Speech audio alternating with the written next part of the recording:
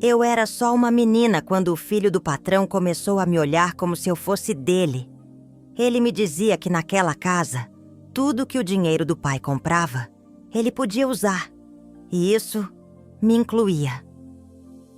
Antes de começar, o pessoal do canal me pediu para avisar que batemos a meta de 400 inscritos. E o produtor-chefe mandou um bônus de R$ 200. Para retribuir esse carinho, eles decidiram escolher 2 pessoas para dividir esse valor. Para participar, é só estar inscrito no canal, ativar o sininho, curtir esse vídeo e comentar de qual cidade está me ouvindo ou alguma coisa do coração. Boa sorte! Oi, meus amores! Meu nome é Maria das Dores Ferreira, mas todo mundo me chama de Dona Dorinha. Tenho 78 anos e moro aqui em Feira de Santana, na Bahia.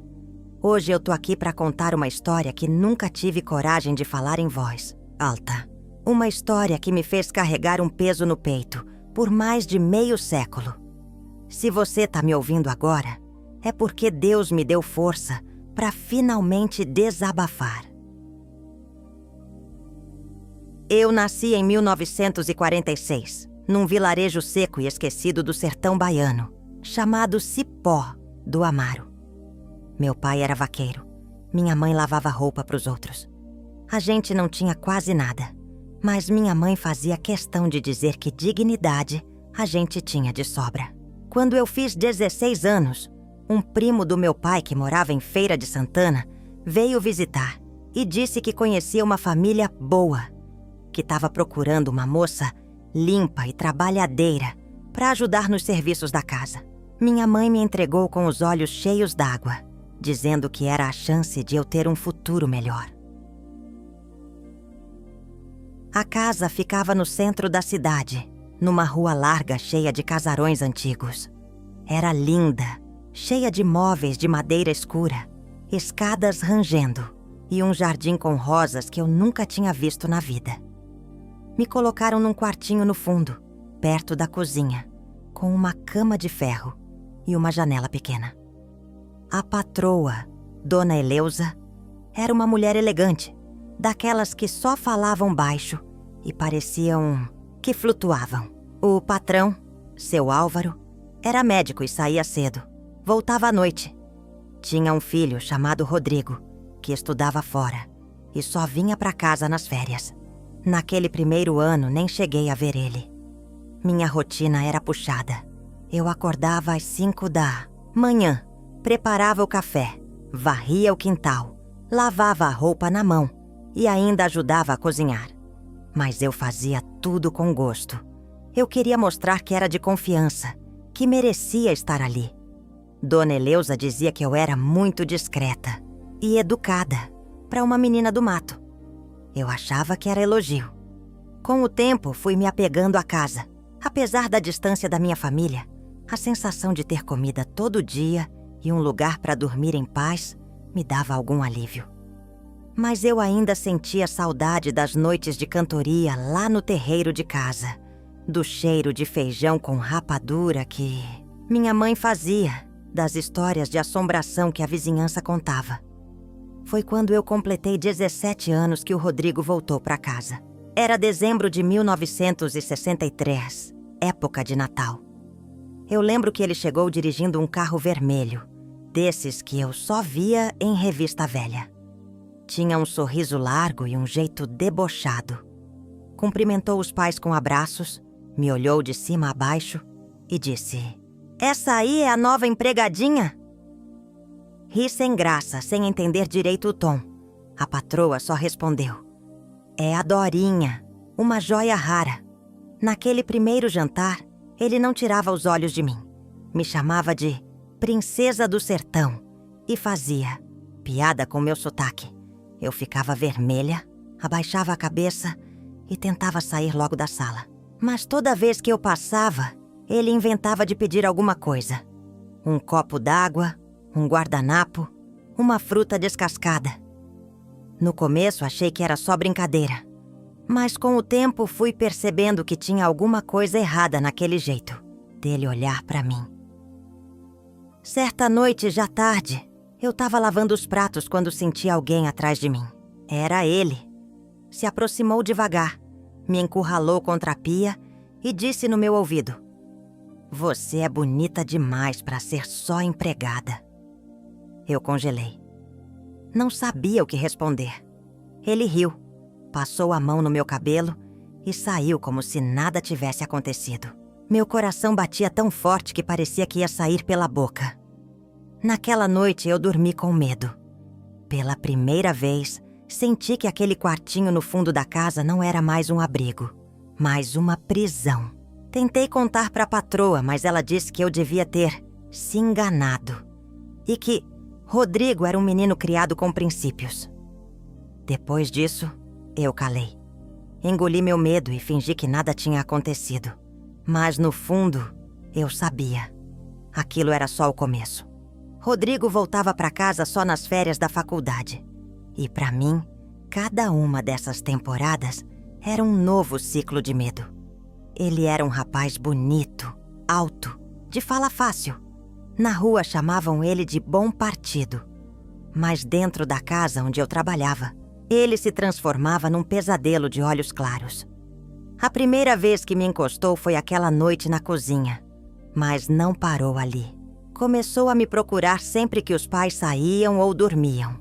Inventava desculpa para me chamar para o quarto dele para ajudar com a mala, passar uma camisa, servir um lanche. No começo eu ainda achava que podia fugir, me esconder.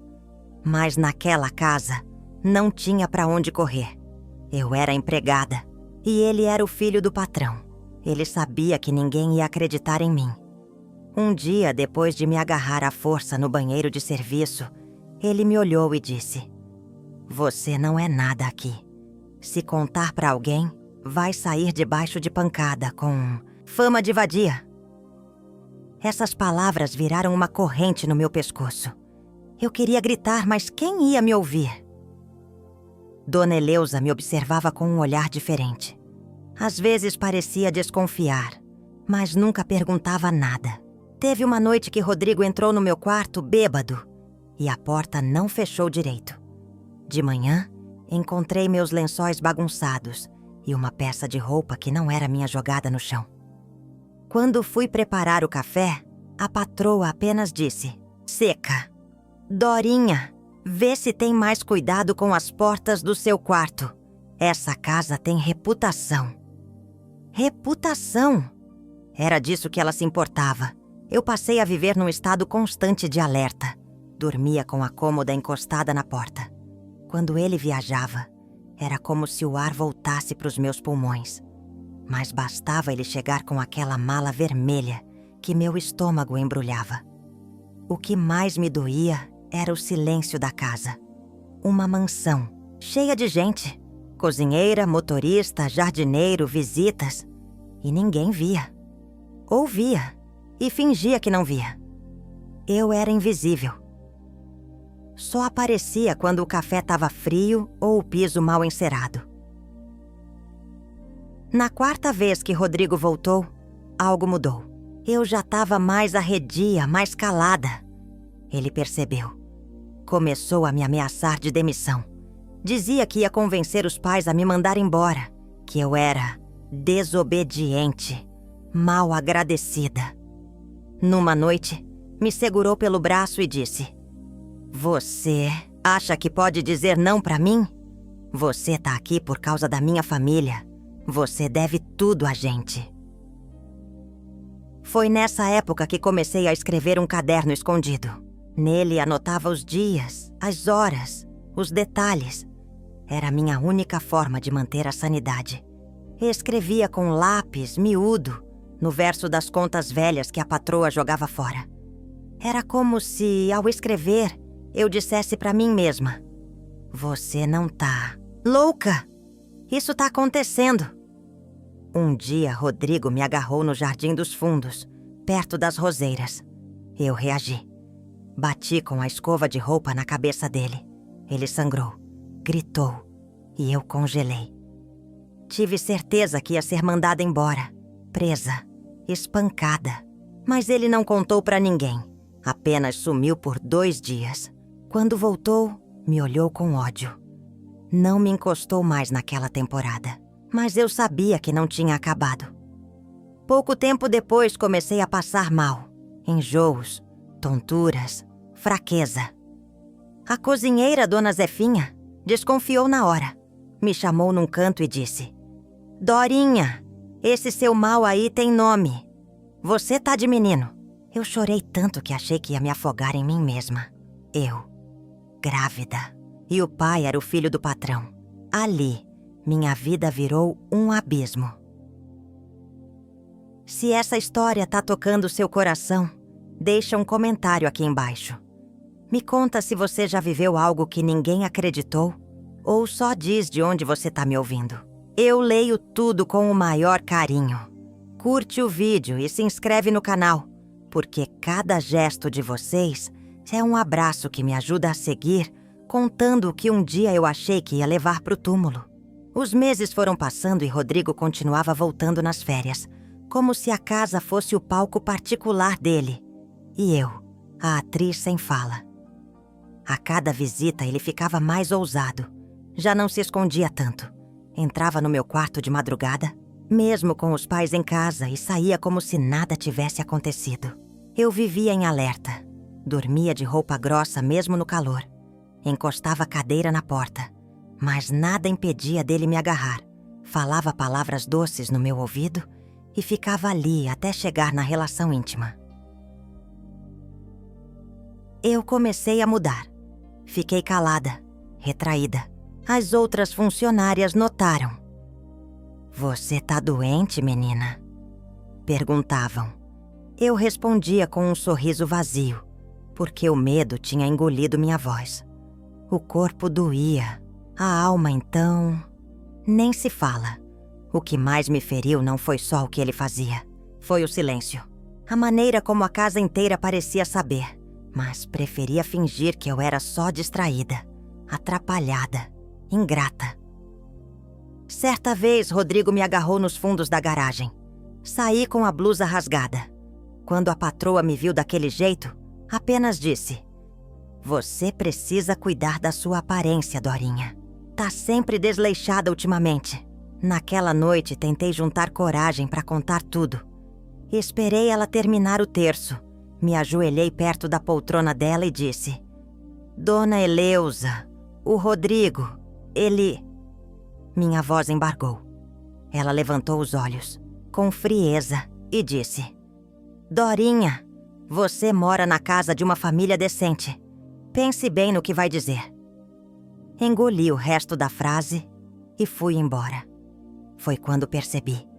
Eu era só uma parede naquela casa. Alguém que servia, limpava, mas não tinha direito de sentir ou sofrer. Com o tempo, comecei a passar mal. Achei que fosse o nervoso, a alimentação fraca, o corpo cansado. Mas o enjoo não passava. A tontura vinha todo dia. Tinha dias que eu mal conseguia terminar o serviço. Até o cheiro de arroz me dava náusea. Comecei a desconfiar, mas não queria acreditar. Fiquei noites inteiras acordada pensando no que seria da minha vida. E se fosse gravidez? Como contar? Quem ia me apoiar? Rodrigo, claro, fingia que nada acontecia. Continuava com as piadas na mesa do almoço, com os olhos rindo da minha aflição. O pior era saber que ele tinha certeza da impunidade. Ele era o filho do patrão. Eu era só a empregada. Fiquei semanas sem saber o que fazer. Nem coragem de escrever no meu caderninho eu tinha mais. Eu só chorava, escondida no banheiro de serviço, rezando para que fosse só um mal-estar. Mas no fundo, meu corpo já gritava: Você não tá sozinha mais. O medo crescia junto com a barriga, e o silêncio era meu único escudo. Até que tudo veio à tona de uma vez só. O que era só desconfiança virou certeza numa manhã abafada de outubro. Eu desmaiei enquanto lavava o quintal. Caí com o balde na mão, molhando todo o vestido. A cozinheira, Dona Zefinha, correu para me acudir.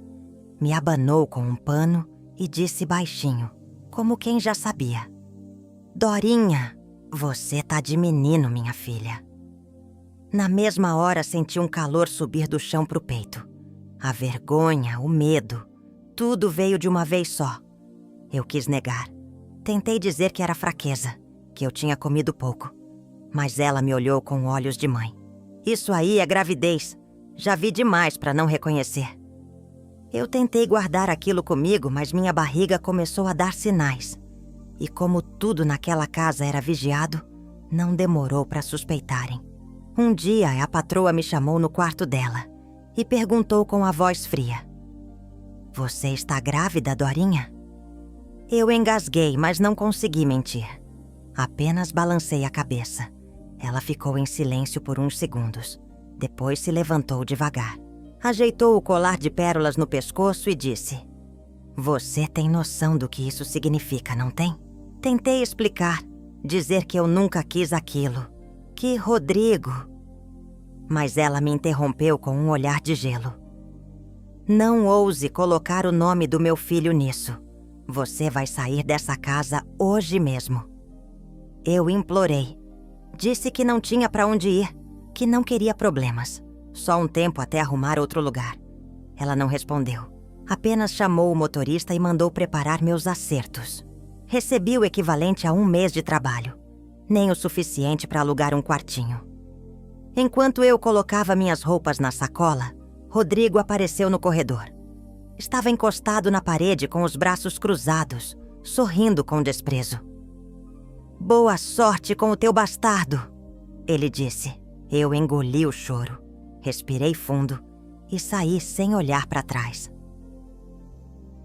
Na calçada, com a roupa suada grudando no corpo e a sacola rasgando na mão, eu senti o peso de tudo. O peso do filho que crescia em mim. O peso de ser mulher, pobre e sozinha. O peso de ser descartada como se fosse um pano velho. Passei as primeiras noites rodando pela cidade, tentando achar um canto que não fosse hostil. Dormi em banco de praça. Me escondi atrás de quiosques fechados, com medo de ser vista. Uma noite, um guarda me enxotou com gritos. Outra, acordei com um bêbado puxando minha sacola. Eu vivia assustada, e meu corpo começava a exigir descanso, comida, cuidado.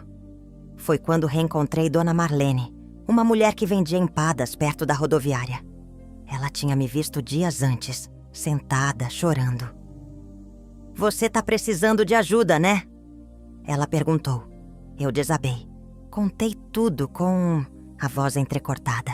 Ela me levou para a casa dela no bairro do Tomba. Simples, de chão batido e goteira no telhado, mas cheia de calor humano. Ela dividia o pouco que tinha com os filhos e agora comigo. Em troca, eu ajudava a cozinhar, varrer, cuidar das crianças. Foi com ela que fui ao posto de saúde pela primeira vez, que ouvi o coração do meu filho batendo num aparelho velho, mas que me fez sentir viva. Pela primeira vez, eu tive alguém para segurar minha mão. Com o pouco que ganhei, ajudando Dona Marlene a vender empadas, comprei algumas fraldas de pano, um bercinho usado e um vestido novo para o parto. Eu queria estar bonita quando meu filho nascesse. Queria que ele me visse forte. O parto foi no hospital público da cidade, numa madrugada abafada de março de 1964. Tinha gente parindo em corredor, enfermeira gritando. Mas quando meu filho nasceu e chorou alto, todo aquele caos desapareceu. Eu olhei para ele, enrugado, pequeno, mas inteiro, e disse: "Seu nome vai ser João Marcos." Ali, naquele instante, eu soube. Ele não era só meu filho, era meu recomeço. A razão pela qual eu não enlouqueci. E por ele, eu jurei nunca mais aceitar silêncio como resposta. Se você chegou até aqui comigo, me conta aí nos comentários o que sentiu ouvindo essa parte da minha vida. Às vezes a gente passa por tanta coisa calada que só de ser ouvida já é um alívio. Curte esse vídeo e se inscreve no canal, porque é esse carinho que me dá coragem para seguir contando cada pedacinho dessa história. A primeira noite em casa com João Marcos foi de silêncio e lágrima. Não porque eu estava triste, mas porque eu não acreditava que ele tinha vindo ao mundo inteiro, forte, chorando alto, com os olhos mais atentos que eu já tinha visto em um bebê. Era como se ele soubesse, como se reconhecesse a mulher que o trouxe até aqui mesmo carregando o mundo nas costas. Nos primeiros dias, eu mal dormia. Não só por causa das cólicas e da amamentação, mas pelo medo. Medo de não dar conta. Medo de não ter comida amanhã. Medo do tempo passar e ele me perguntar quem era o pai. E eu não saber como responder. Dona Marlene me ajudou como pôde. Mas ela também tinha 3 filhos e pouco recurso. Então, com o umbigo do João ainda cicatrizando, eu voltei a trabalhar. Acordava cedo, preparava as empadas com ela, colocava meu menino num paninho amarrado nas costas e íamos para a rodoviária vender. No começo, os outros ambulantes estranharam. "Vai matar o menino de calor", diziam. Mas ninguém me ofereceu outra opção. Foi ali, debaixo daquele toldo improvisado, que aprendi o que era coragem. A verdadeira coragem. Não aquela de enfrentar o perigo com o peito aberto, mas a de acordar todo dia sabendo que não tem garantia de nada e mesmo assim levantar, porque tem alguém que depende de você.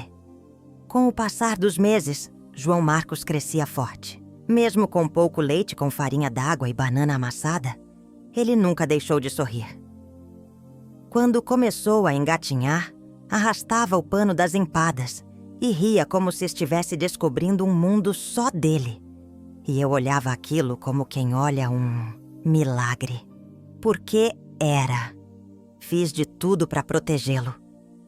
Mesmo com pouco, nunca deixei faltar banho, colo, carinho. Com o tempo, aprendi a cortar cabelo com tesourinha de unha, a costurar as próprias roupas dele com retalho. Cada roupa remendada era uma declaração de amor. Cada sapato furado, uma história de luta. Quando ele completou 2 anos, me mudei para um quartinho de aluguel que consegui com a ajuda de uma senhora da igreja. Era pequeno, mas só nosso. Pela primeira vez, eu tranquei uma porta sabendo que aquele espaço era meu refúgio. João Marcos cresceu vendo tudo. Viu quando trabalhei lavando roupa para 4 casas diferentes ao mesmo tempo. Viu quando vendi minha única sandália para pagar um remédio dele. Viu quando passei noites costurando roupinha de criança para vender na feira. E ele não reclamava. Ao contrário. Desde pequeno me ajudava. Aos 7 anos, já sabia ferver o leite, separar as moedas, organizar as empadas na caixa. Era um menino de ouro. Quando eu achava que ia cair, era ele que me lembrava. "Vai dar certo, mãe." Nunca deixei que ele ouvisse falar do pai. Não porque eu queria esconder, mas porque eu achava que um dia ele mesmo entenderia. E entender antes do tempo só machucaria mais. Quando chegou a idade da escola, eu fiz de tudo para que ele tivesse uniforme limpo e caderno novo. Costurei, vendi mais, virei noites. E cada boletim que ele trazia era como um troféu. Um obrigado que ele me dava sem dizer. A adolescência foi difícil. João Marcos tinha raiva do mundo. Via como as outras crianças tinham pai, presentes, e ele só tinha a mãe cansada, de mãos calejadas. Um dia, aos 13 anos, ele me perguntou: "Por que a senhora nunca fala do meu pai?" Eu congelei. O mundo parou por uns segundos. Olhei nos olhos dele e disse: "Porque essa história ainda dói. Mas quando for a hora, você vai saber." Ele não insistiu, mas eu vi. Ele entendeu. Não tudo, mas entendeu. Eu não tinha luxo, mas tinha amor. Muito amor. E isso fez dele um homem bom. Hoje, João Marcos tem 59 anos. Trabalha como técnico em enfermagem. Me liga todo dia. Vem me ver todo fim de semana com a esposa e os netos. Me chama de guerreira. E quando alguém pergunta da nossa história, ele responde: minha mãe é feita de ferro e flor. Ela me criou na coragem. E é isso mesmo. Eu criei meu filho na base da coragem, com lágrimas, trabalho, sacrifício, mas também com muito abraço, música cantada baixinho e oração. E faria tudo de novo, sem tirar nem pôr. A vida tinha seguido em frente, mas o passado, por mais distante que parecesse, sempre dava um jeito de aparecer. Eu já tinha 71 anos quando fui internada às pressas no Hospital Regional de Feira de Santana. A pressão subiu de repente e eu comecei a sentir falta de ar. João Marcos, meu filho, me levou correndo e ficou ao meu lado o tempo inteiro. Fui colocada em observação, depois transferida para uma enfermaria grande. O hospital era cheio, barulhento, com aquele cheiro forte de álcool e desinfetante que gruda na pele. Mesmo assim, o cuidado das enfermeiras me dava alívio. João ficava comigo o máximo de tempo que podia. E quando precisava sair, deixava um rádio pequeno ligado com música antiga. Dizia que era para eu lembrar da minha força. No terceiro dia durante a troca de plantão, um homem de jaleco entrou com passos lentos. Era alto, andava com certa rigidez, como se os anos tivessem endurecido não só o corpo, mas a alma. Tinha rugas profundas, cabelo ralo e os ombros caídos de quem já estava se arrastando até a aposentadoria. Trazia uma prancheta na mão e um crachá. Dr. Rodrigo A. Sampaio, diretor clínico. Meu coração travou. Ele se aproximou da minha cama, consultou o prontuário e, quando levantou os olhos, me reconheceu. Eu vi aquele mesmo olhar de superioridade que me perseguia nos corredores da Casa Grande décadas atrás. Ainda estava ali, só que agora cansado, mais opaco, coberto por rugas e um título que não limpava sua história. Maria das Dores Ferreira? Perguntou com a voz baixa, como quem não queria acreditar. Sim, senhor. Ele hesitou. Depois pigarreou e tentou manter a postura. Você é de Cipó do Amaro, certo? Trabalhou na casa dos meus pais? Trabalhei, sim. Mas muito além disso, fui violentada por você. Repetidas vezes. E quando descobriram que eu estava grávida, me jogaram na rua, como se eu fosse culpada. A ficha dele caiu ali. Ele apertou os lábios, virou o rosto e deu meia volta. Tentou sair como se o passado pudesse ser apagado com uma passada de jaleco. Mas dessa vez, eu não me calei. Foge não, doutor! Foge não, Rodrigo! É você mesmo. Aquele que me usou como se eu fosse um objeto naquela casa. Aquele que virou as costas quando eu mais precisei. Agora quer fingir que não me conhece? O barulho chamou a atenção. Uma enfermeira apareceu. Tentou entender a confusão. Rodrigo apenas disse: assumam o caso da paciente. Eu não posso continuar aqui. E saiu sem olhar para trás. Naquela noite, meu peito ardia de raiva. Raiva que não era só por mim. Era por tudo que eu tinha calado por mais de 50 anos. Quando João Marcos chegou, percebeu que algo estava diferente. Mãe, o que houve? A senhora tá pálida. Olhei nos olhos dele. E antes que o medo me paralisasse, soltei. Você precisa saber de uma coisa. Seu pai é o diretor desse hospital. É o Rodrigo. Aquele mesmo que você viu sair da enfermaria hoje. Ele é o homem que destruiu minha juventude. João congelou. Sentou devagar na beira da cama, respirando fundo. O Rodrigo? O doutor Rodrigo? Mas mãe...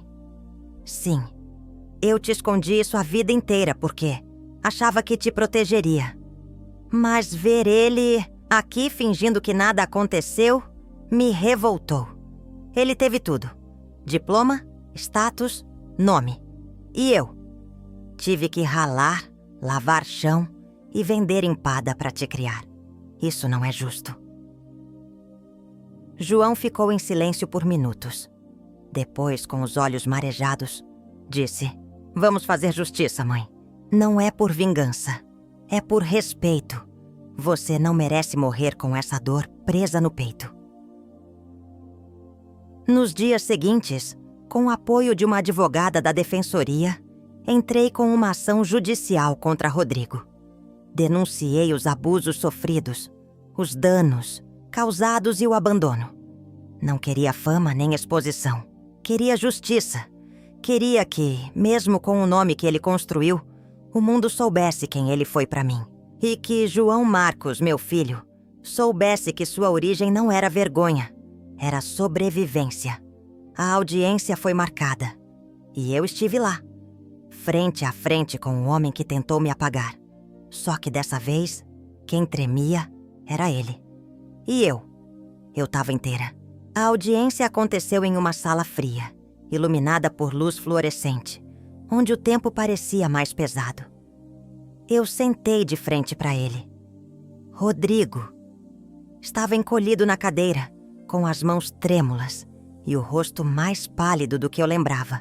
Não era mais o homem que me metia medo. Era só um corpo cansado, tentando esconder a vergonha de quem achou que nunca seria cobrado. Eu não fui ali pedir piedade. Fui exigir reconhecimento.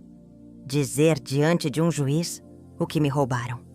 Contar que enquanto ele fazia carreira e construía nome, eu carregava o peso de um silêncio que me doía até nos ossos. João Marcos ficou ao meu lado o tempo todo. Não disse uma palavra, mas seu olhar dizia tudo. "Tô com você, mãe." O processo foi longo, mas firme. Com a ajuda de uma advogada da Defensoria Pública, conseguimos juntar provas, testemunhos e até as anotações antigas que eu fiz durante aqueles anos de abuso. Rodrigo tentou negar, alegou falta de lembrança. Disse que eram tempos diferentes. Mas a verdade não envelhece. E ela falou alto. No fim, a justiça reconheceu que ele era o pai biológico de João Marcos, fruto de uma relação violenta, e que houve abandono e dano emocional por décadas. Rodrigo foi condenado a pagar uma indenização por danos morais. Uma parte da fortuna que ele acumulou como médico renomado e diretor de hospital foi depositada na conta do meu filho. João Marcos chorou quando viu o valor. Não por ganância, mas por saber que a vida toda que ele teve que ralar, lutar, abrir mão, agora poderia ser vivida com um pouco de dignidade. Ele usou parte do dinheiro para quitar a casa, abrir uma clínica comunitária e garantir os estudos do filho, Mateus. O restante, me disse com os olhos marejados, é para a senhora descansar e viver o que nunca pôde. Hoje moro numa casinha, confortável, sem goteira, com meus remédios organizados, hortinha no quintal e uma cadeira de balanço na varanda. Meu neto Mateus é quem cuida de mim. Tem 23 anos, estuda fisioterapia e diz que a vocação dele nasceu quando viu minha luta. Vó, já tomou os remédios? Vó, quer que eu faça massagem nas pernas? Vó, hoje tem arroz de leite do jeitinho que a senhora gosta. Ele me chama de rainha. Diz que sou a mulher mais forte que conhece. E toda vez que segura minha mão, eu penso, olha o que o amor construiu. 3 gerações depois, é ele que me protege. Mateus ainda não conhece todos os detalhes da minha história, mas um dia vai saber. Porque agora eu não escondo mais. O que era ferida virou raiz. E minha raiz é feita de resistência. Às vezes, fico sentada sozinha, olhando o céu mudar de cor. E penso que, mesmo com tudo, a vida me deu a chance de ver justiça com meus próprios olhos. Rodrigo ficou com o nome, com o diploma, com os aplausos. Mas eu fiquei com o que importa. A paz de ter vencido, de ter criado um homem bom. E de saber que meu neto vai crescer com orgulho da mulher que me tornei. Hoje sou Dona Dorinha, mulher de luta, mãe de João Marcos, avó de Mateus. e dona da minha própria história. Se essa história te tocou de alguma forma, comenta aqui embaixo. Às vezes, dividir a dor é o primeiro passo para curar o que a gente achava que nunca ia sarar. Curte esse vídeo, se inscreve no canal e segue com a gente, porque toda história merece ser contada, inclusive a sua.